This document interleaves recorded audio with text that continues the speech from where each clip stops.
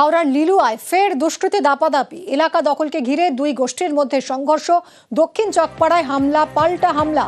কথা বলবো দেবাশিসের সঙ্গে। দেবাশিস, কি ঘটেছে?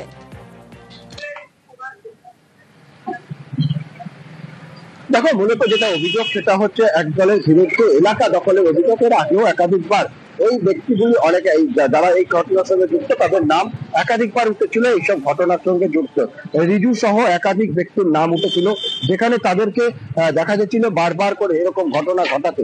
তবে গতকাল রাত্রিবেলা যেটা অভিযোগ, এই রিজু এবং তার লোকজন সেখানে গিয়ে হামলা চালায় এবং সেখানকার ক্লাবে ভাঙচুর চালায়। একটি ক্লাবে সেই সদস্যদের মারধর করা হয়। এই মারধরের হাত থেকে কিন্তু রক্ষা পায়নি মহিলারাও।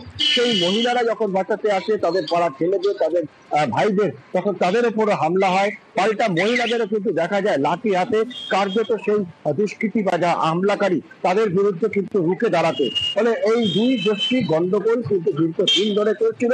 গতকাল তা কিন্তু উত্তপ্ত পরিস্থিতি তৈরি হয়। ইতিমধ্যেই গোটা ঘটনা তদন্ত শুরু করেছে লিলুয়া থানার পুলিশ।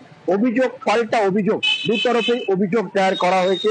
এলাকার পরিস্থিতি নিয়ন্ত্রণে আনতে এলাকায় পুলিশ মোতায়েন করা হয়েছে। ধন্যবাদ দেবাশিস।